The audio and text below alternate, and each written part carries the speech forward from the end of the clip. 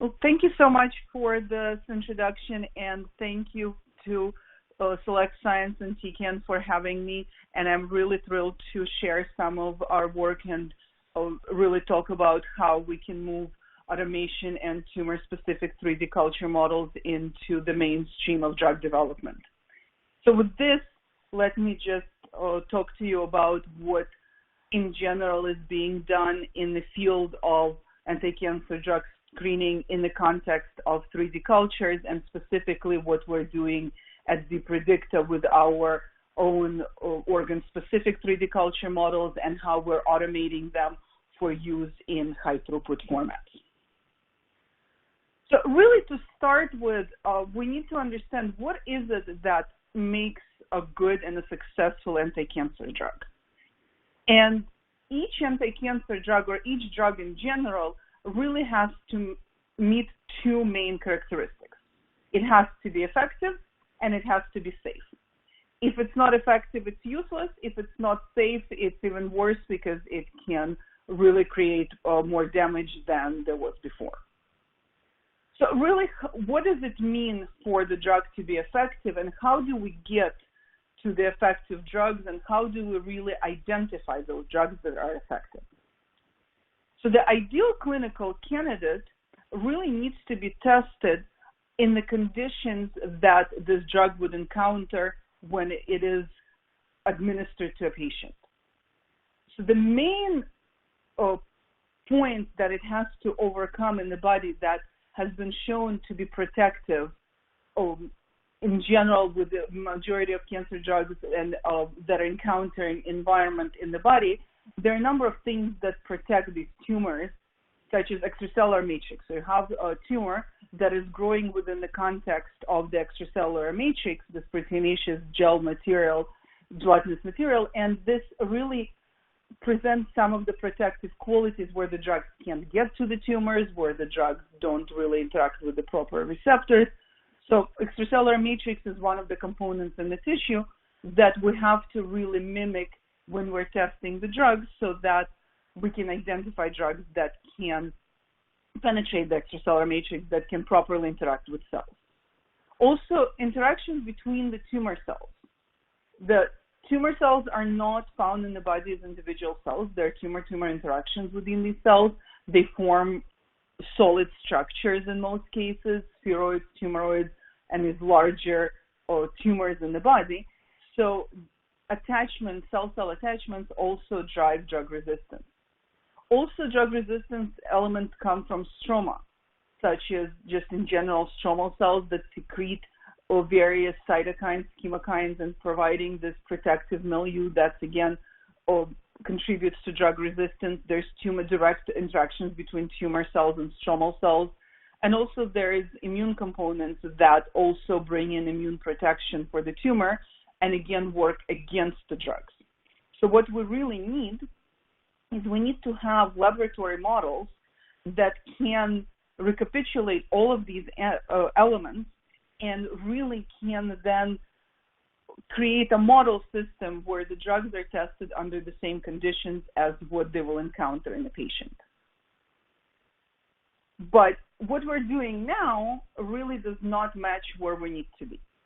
So here what we're looking at is various human cells growing in a standard 2D culture system. And while the cells look slightly different, as you can see, the brain cells are a little more spindly compared to the skin cells or vasculature cells, all of these cells essentially look the same. They're all little flat cells growing on plastic, stretched out, and they do not have the proper three-dimensional organization that is actually found in these tissues. And you can see the three-dimensional organization shown in the inset in each image as what these tissues are actually supposed to look like when they're part of an actual three-dimensional person. And the problem that arises by still culturing cells flat is that we're getting a skewed understanding of how the drugs are going to be working. In most cases, we're really getting drugs that work better in culture than they actually do in people because we're losing all of the elements of the microenvironment that I just mentioned. There's no extracellular matrix. there's really no three-dimensional cell-cell interactions. There's no stromal components. Everything is really decoupled, and it's functioning not the way it would be in a person. So to overcome that, there are a number of 3D culture systems that have been developed to really start bringing in the complexity of the tissue into the laboratory and to really provide the setup that would be correct for the drug testing. So just to briefly go through a couple of different types of technologies that exist. One is spheroids, where the cells are grown in a hanging drop of a liquid culture. And the cells, because they're growing under gravity in this liquid droplet, they tend to aggregate together. They form a mass of cells, so it does mimic kind of this tumor mass. But these types of systems still lack the microenvironment. There is no extracellular matrix. You can add stromal cells, but the formation of the clump of cells is not necessarily a physiological reconstruction of a three-dimensional tissue. Then there are a number of different technologies that bring in various types of scaffolds. And those scaffolds can be synthetic or natural, things like matrigel, collagen-1. There are a number of different inert hydrogels. These types of systems bring in the extracellular matrix support and provide the scaffolding that the cells require for three-dimensional aggregation and organization. But in most cases, again, these types of extracellular matrices are not human-specific. They're very generalized. They're not really representative of a particular tissue. And as such, in many cases, while the cells still clump into three-dimensional structures, they're really not functional units of tissue. And really mimicking drug behavior is still becoming challenging. Another set of technologies that are really coming closer to what would be seen in an actual organism are tumor explants or organoids. And in cases of tumor explants, it's just essentially taking a piece of a tissue with all of the microenvironment that comes with it and culturing it in the lab. And the positives of these models is because there's really everything that came with the tissue is there, so there is really good direct in situ analysis that can be done. All of this is native. Unfortunately, these types of tissues, they still cannot survive long-term outside of a person without any kind of additional support. And then organoids is another layer of three-dimensional modeling, is where we can just recreate from stem cells to specific tumor organoids. And those, again, without any kind of extracellular matrix and microenvironment support, will run into the same problem as everything else is having a three-dimensional aggregate of cells, but not necessarily mimicking everything that happens in a person. And then a couple of other technologies that are coming into really forefront are bioprinting, where you can really spatially organize the cells and print them in the proper orientation and in the correct architecture. Those still, in most cases, lack the human microenvironment. You still have to add that. And in most cases, it's not right now being added. And these cannot survive long-term without this type of microenvironment support. And so there's really limited window when the drug response can be assessed. And then organ-on-a-chip technologies provide an added complexity of adding the microfluidics and adding the circulatory perfusion component and potentially even a multi-organ capacity, which is really great when trying to assess how the drugs affect different organs at the same time, or looking at effects of drugs in multiple tissues. Having this circulatory element is really adding the correct microenvironment from the perspective of bringing in the circulatory element. And a couple of things that are still missing from a lot of the organ-on-a-chip setup is, again, kind of this human microenvironment, having specifically human extracellular matrices and human organ-specific environments that can, again, be predictive of a clinical outcome. And really, the reason that I've been emphasizing having the correct environment and having appropriate extracellular matrix stems from a lot of evidence that has been collected over the years by our lab and others, showing that if you have really a non-physiologic extracellular matrix or non-physiologic environment, it's really not gonna lead to a functional tissue and therefore gonna give you skewed results. So a couple of very simple examples on the left-hand side from our lab. We were looking at either acute myelogenous leukemia, AML, or glioblastoma, and culturing those cells in just some generic extracellular matrix, such as Matrigel for AML, or just putting glioblastoma cells on hyaluronic acid, essentially led to massive cell death. However, when we took these same primary AML cells, or in this case glioblastoma cell line, and placed them on the correct extracellular matrix that really reconstructs each individual tissue, so bone for the AML and brain for the GBM line, you can now see, these are the bottom images, where the cells are actually growing, surviving, and look like they're coming from the specific tissue that they were derived from. So it's absolutely crucial to have this correct extracellular matrix.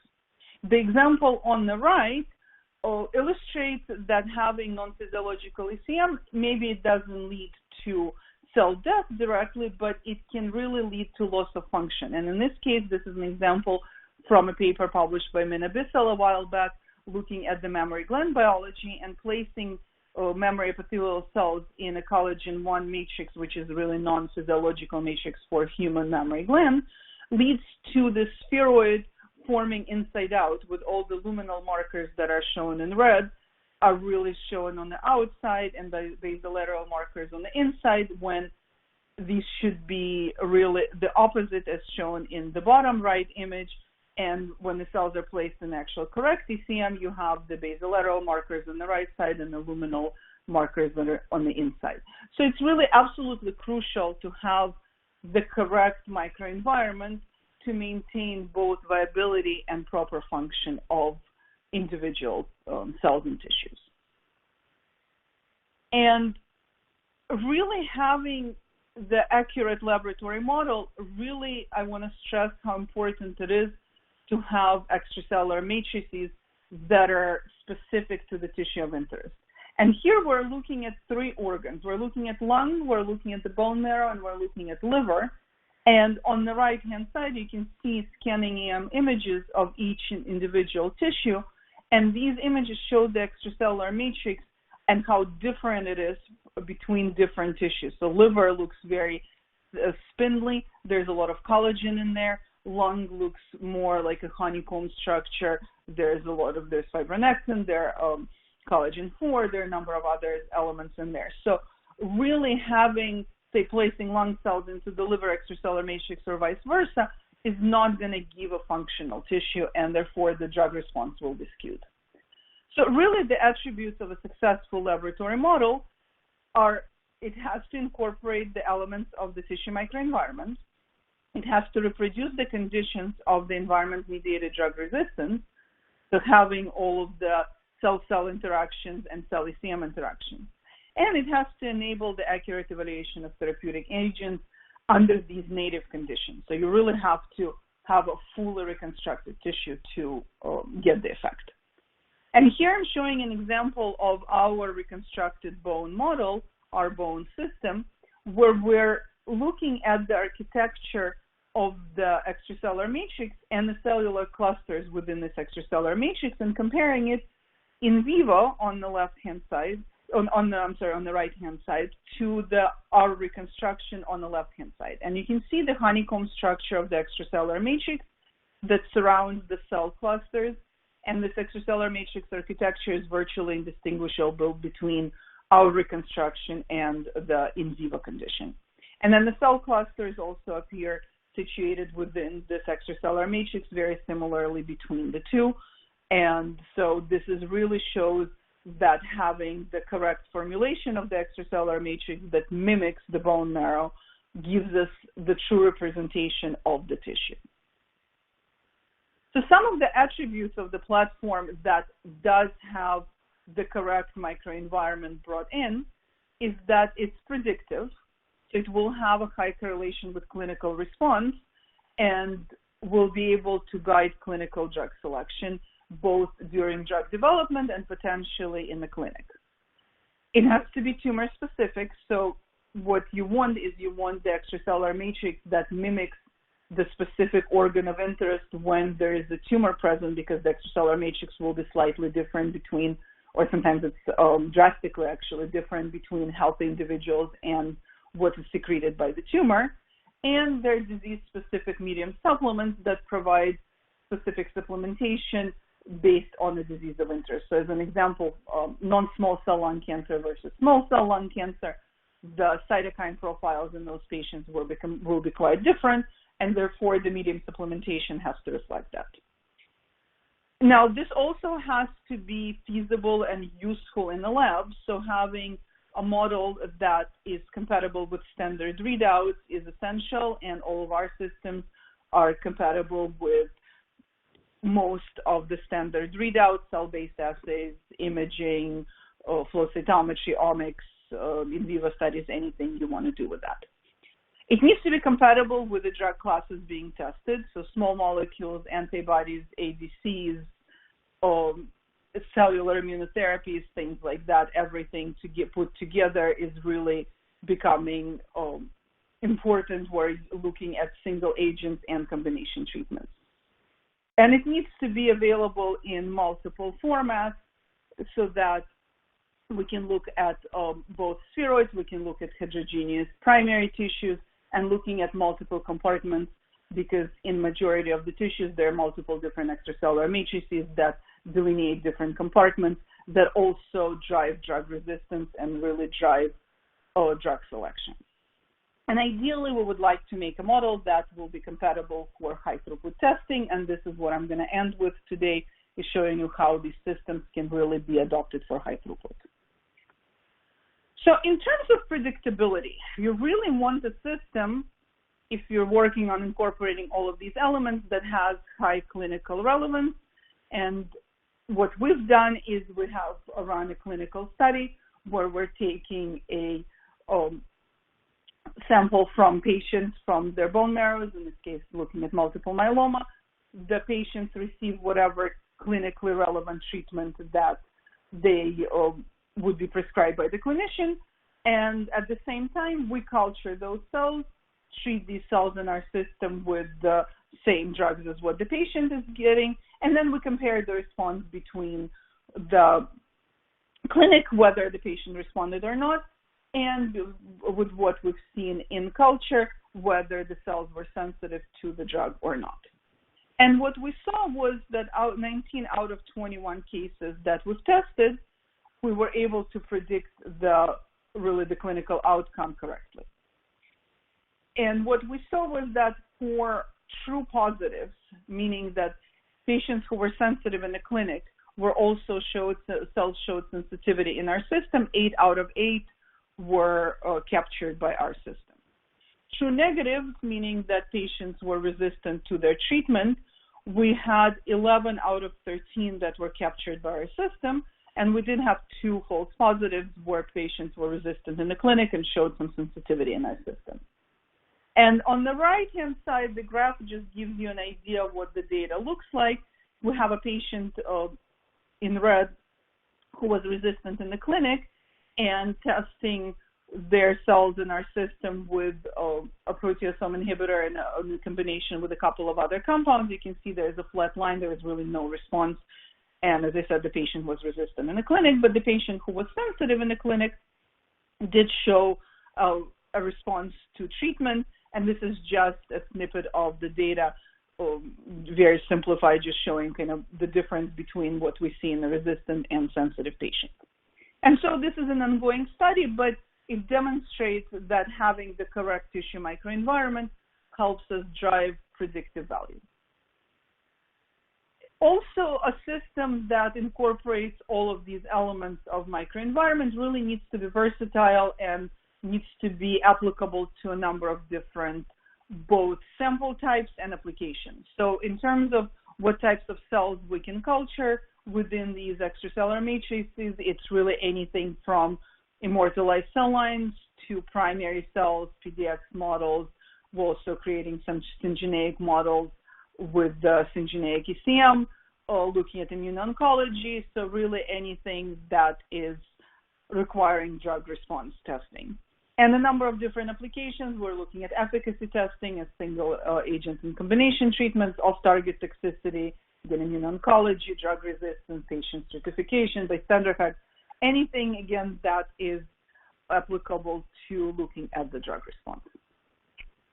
Now, how do we set this all up? It's really a simple 4-step setup. We take a plate, usually have coated with a stromal ECM, either, say, bone endosteum, if we're looking at bone marrow, or lamina propria for stomach or for other tissues. So really tissue dependent. Then the cells are mixed with organ-specific ECM, and this mixture is overlaid on top of the stromal coating. The matrix is allowed to polymerize, and then we add the medium with the disease-specific supplements on top of that, and the cells are cultured. We allow the cells to go for a couple of days for the tumoroids to form before adding therapeutic agents. And then once therapeutic agents are added, again, cells are cultured depending on the nature of the therapeutic agent. And after a period of culture, we can go and look at a number of things. So some of the readouts can be applied directly in culture. So some of the bioassays or imaging can be done straight in matrix. Or cells can be viably isolated from the ECM using our non-enzymatic depolymerization methodology. And then we can run flow cytometry, we can look at omics, and we can really, we've done an in vivo experiment. So cells are then available for any kind of downstream analysis. So to give a couple of examples of what this actually looks like, I'm going to show some data on our single compartment models, either multiple myeloma and non-small cell lung cancer. And in this case, what happens is exactly as I described before. There's a stromal coating in the plate, and then the cells are mixed with the extracellular matrix, overlaid, and then media goes on top. So really, to capture the drug response properly, we wanted to make sure that when we're looking at multiple myeloma, when we're looking at AML, when we're looking at any of these bone marrow complex tumors, that we're really capturing both the hematopoietic compartment and the stromal compartment of the bone marrow. And as such, what we do is we start with bone marrow biopsies without sorting cells and placing the entire compartment of the cells from the marrow into culture. And this is what it looks like. On the top, you have 3 panels looking at just placing bone marrow cells on plastic, culturing them in Matrigel or collagen 1. And as you can see, in majority all of these cases, the cells are dead within, really, you don't have to wait 14 days. In about 3-4 days, all of the cells are essentially dead under the non-physiological conditions. But when we put the cells, these same cells, into our reconstructed bone environment, as you can see on the bottom, over time, cells migrate around the wall, and then they aggregate and proliferate and form tumoroids and also form a stromal compartment. So we capture both the hematopoietic compartment with plasma cells in myeloma as a main malignant cell, B cells and all other hematopoietic cells present, and the stromal cells that you can see staining on the right-hand side. We capture some of the preosteoclasts, preosteoblasts, and adipocytes that are TREP positive, ALT positive, and oil red positive, respectively, and we can really reconstruct the full stromal compartment straight out of the bone marrow. And when looking at proliferation and malignant expansion in these cells, what we see is over time, when we label cells with CFSE that gets diluted every time the cell divides, by 5 days in culture, we reach statistical significance, so these cells do proliferate over time. And when we look at clonal expansion of more slowly growing plasma cells, by 8 days, again, we see significant clonal expansion of the malignant cells. So we're getting both growth of non-malignant cells and all of the bone marrow cells and the malignant clone, and capturing all of those compartments together. So when we look at non-small cell lung samples and we look at culturing tumor explant versus dissociated tumor cells in our model, we can capture both types of setups. So looking at the upper left image where we're just taking the tumor explant, a piece of tissue, placing it straight on plastic, the tissue really disintegrates within 7 days of culture. But when we place the same tissue within our own extracellular matrix, as you can see, culturing for at least 27 days, we can maintain viability of the entire piece of tissue. And here we're looking at staining with live dead. Live is green and dead is red. And you can see that we not only get the tumor to maintain its viability over 27 days, we also get stromal cells to grow out and proliferate over time. Then looking specifically at proliferation within each of these tumor pieces, we looked at Ki67 staining, and this is the middle panel, where we're looking at ex vivo sample that came out straight from the patient versus the sample that was grown in our reconstructed lung model. And you can see that the cells are continuing to proliferate when they're placed into the extracellular matrix. On the right-hand side, we're looking at the dissociated tumor cells that are cultured, again, in the same extracellular matrix with the same disease supplements for the non-small cell lung cancer. And you can see that over time, the cells form these tumoroids, and between the tumoroids, we get formation of an outgrowth of stromal cells. And on the bottom image, on the bottom right, you can see the same thing, but now again stained with live dead, demonstrating that these cells survive over time. In this case, this culture was grown for over 30 days. And what's more, we actually looked at the presence of some of the immune components, and we detect CD3 positive cells and we detect CD33 positive cells, so both lymphoid and myeloid cells are present within these cultures. Now, this is all great. We can maintain cells long-term. We're growing these beautiful 3D structures, but do we actually capture the response to treatment? And what I'm going to show is some examples of various types of drug responses that we have looked at. And one thing that is of note is having this type of comprehensive setup allows us to evaluate both efficacy and toxicity in a single assay. So in this example here, we're looking at patients who were either refractory to pomalidomide or they were treatment naive. And you can see that refractory patients, as expected, did not respond to drug treatment, and treatment-naive patients actually did respond to pomalidomide. So in this case, we can really utilize this type of models where we can look at responders and non-responders. Another example is looking at a number of different compounds and combinations between different patients. So in this example, there is a patient A and patient B, and what is clearly seen, patient A really does have a drug response and a dose response effect in the cells that we're seeing to both single agents and combination treatments, while patient B is really very resistant to pretty much all of the treatments that were given. So this type of example highlights the ability of these comprehensive models to really be used for pipeline prioritization and patient stratification, really identifying patients that would be responsive. This helps also with clinical trials and really being able to also look at various drugs within the pipeline and identify which drugs would be more likely to be successful in a patient and which combinations are actually useful. And as I mentioned, looking really at efficacy and toxicity in a single assay, what we have done and what these models are really allowing you to do by having all the various cell types survive and function together in a really representative unit of tissue is that we were able to, on the left-hand side, look at the viability of tumor cells when exposed to either bortezomib or one of the investigational small molecules that we were looking at. And we see both a dose response and time-dependent response in these cells. But when we look, and this is the data on the right-hand side, at the non-tumor cells, really there was no drug effect whatsoever. And this is what we were really hoping to see, is that the drug goes after the tumor cells but leaves the non-tumor cells alone. And also looking at some of the immune oncology applications, we have looked at CAR T cells.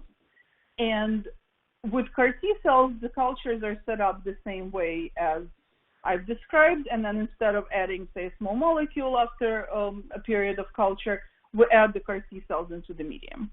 So then we'll look at the CAR T cells infiltrating into the matrix.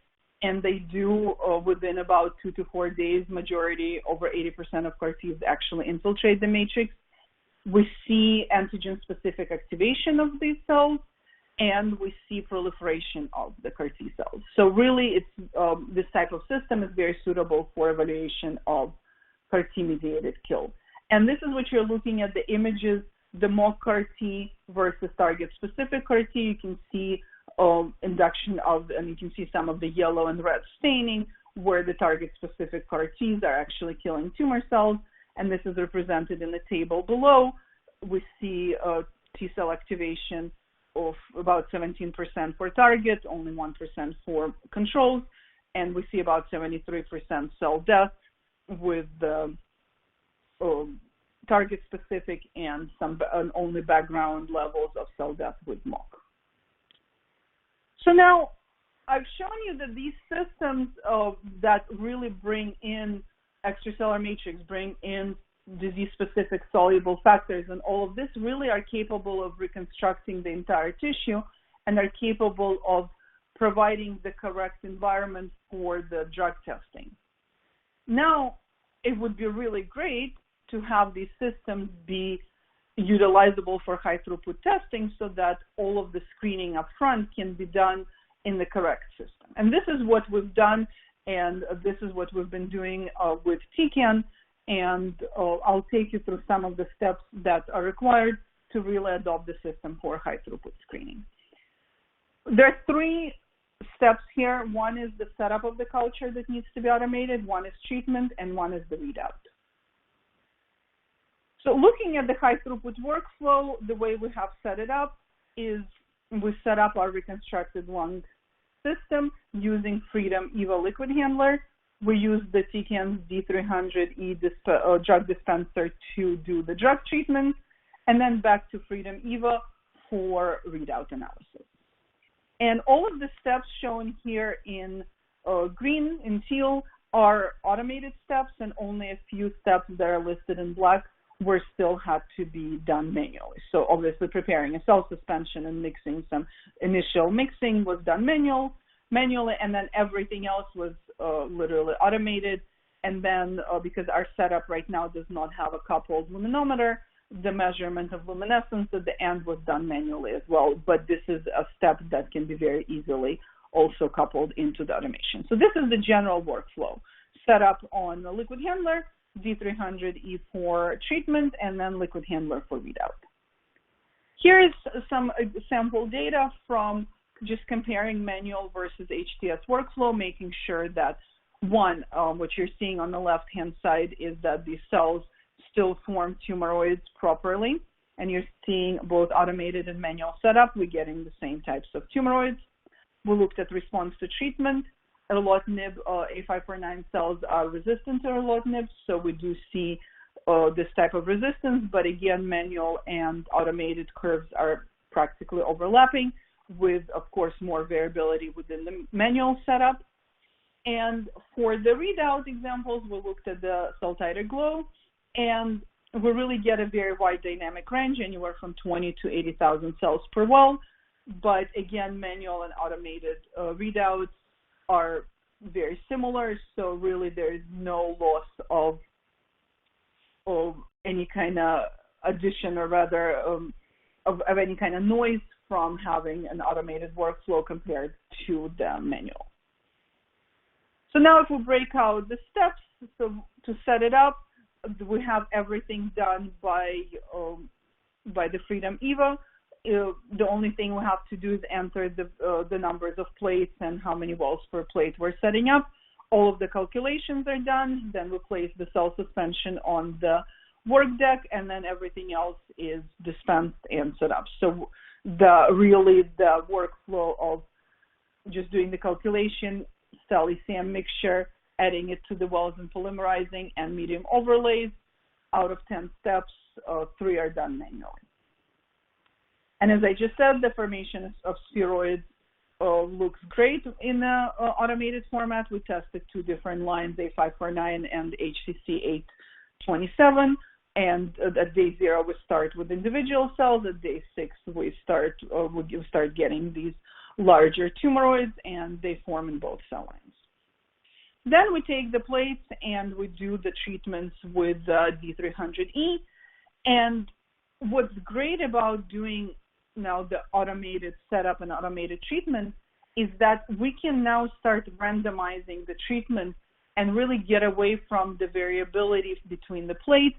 We can get away from any kind of effects of some wells towards the edge, other wells are in the middle.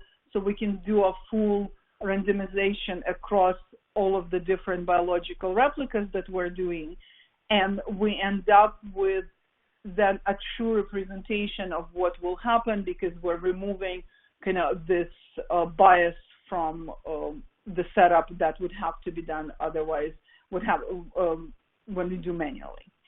And really the parameters that we are looking at we looked at different randomization schemes across repeats, and we looked at making sure that we equalize the vehicle treatment across all the doses. So this, having the D300e, allows us to do all of that seamlessly and without adding any errors or variability. And incorporating the D300e into this experimental setup not only allows us, as I just talked about, have this randomization and reduce plate-to-plate variability, but it really improves the accuracy, because there's really no mistakes from mixed wells or mixed up wells or any kind of pipetting error. And so we have really increased reproducibility and have much lower well-to-well and plate-to-plate variation. It also allows us to reduce drastically compound usage, because you only need a couple of microliters to dispense. You don't have to really have any dilution. So it really reduces how much, and reduces chemical waste also, because we don't have liquid waste from all of these unused dilutions or any kind of medium that was removed from wells. And we're reducing solid waste, because again, we're not setting up multiple tube dilutions and having all the tips and tubes and everything else. And of course, it also drastically reduces the time that's required for treatment, because the calculations are boiled down to a minimum. You just input into the software the stock concentration that you're starting with and what you want. In the end, all of that is done within the D300e software. You don't have to make dilutions. In general, dispensing is much faster than it manually. And we can have now large-scale experiments conducted very quickly. So it really then matches with having a liquid handler up front to set up the plates. Here's a little bit of quantification of what I was talking about in general, performance improvement with using digital dispensing. The setup time goes from about 3.5 hours to 15 minutes. The treatment time for 60 plates goes from close to 26 hours to 2.5 hours. So really we have at least a 10-fold time saving. Amount of compound needed, we're reducing it by 80%. Waste reduction is very dramatic, from 20 milliliters of waste to just 7. And accuracy is, we see a 4 to 5-fold accuracy improvement as well. So really having removing the manual component from the treatment drastically speeds things up and makes things significantly more accurate.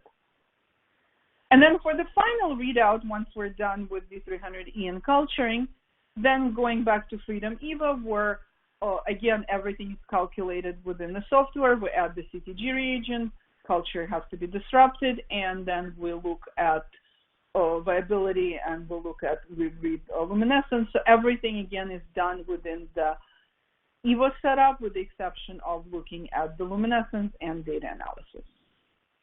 And this was one of the experiments that we have done, looking at these 2 cell lines that I mentioned, and A549 and HCC 827.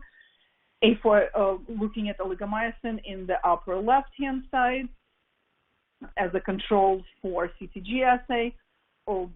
Both cells have responded to oligomycin in a dose-dependent manner. But then looking at the erlotinib below on the left-hand side in the lower panel, as I said, A549 cells are resistant to erlotinib, and you can see there is really not much effect there within the 3 experiments that were done. And HCC 827 cells are responsive, and again, we see a dose response. And then we also looked at docetaxel, and in this case, both cell lines had fairly similar response to this compound. All of this was done within this HTS workflow setup. And then finally, we looked at intra-assay and inter-assay variability, looking at different drugs and different doses. This is the tables on the left-hand side, different sets of experiments. And just to kind of boil down a complicated setup, we see fairly low variability up until the highest dose. The very high doses, we start seeing an increased variability, and this is more of a biological effect on cells than really any kind of effect from the high throughput setup. And then looking at the inter-assay variability and looking at all of the percent CVs, we'll also get good inter-assay variability within the high throughput setup. And overall, median CV values for everything that was tested, with the exception, as I said, these high doses for intra-assay, are under 20%, which really give us fairly strong confidence that this type of setup is really workable in a high throughput manner, where we can utilize the complex culture systems and primary cells all the way up front for large-scale drug testing. So with that, I'm really going to try to tie things together in the last minute, is really to enable successful drug development, we need, again, to bring in 2 questions. What makes us successful anti-cancer drug? And this is what we really started with. This drug has to be effective. It has to have high anti-tumor activity, and it has to be safe. It really should have low or no off-target effects. And how do we get to this point? How do we identify these drugs with high activity and low toxicity? Is we really have to utilize appropriate models that can bring in all the elements of the tissue that will be seen by this drug when it goes into the patient. And only then, when we incorporate all of these elements of tumor microenvironment, can we truly say that our laboratory test is representative of an in vivo condition. And that's when we can start getting reliable data, be it in high throughput, be it in low throughput, but now we can start getting really disease-relevant data and reliable drug response data that we can then proceed into the clinic with. And with that, I'm going to end. I'm happy to take questions. There's my contact information, and I'm happy to receive emails. And thank you very much for coming and listening.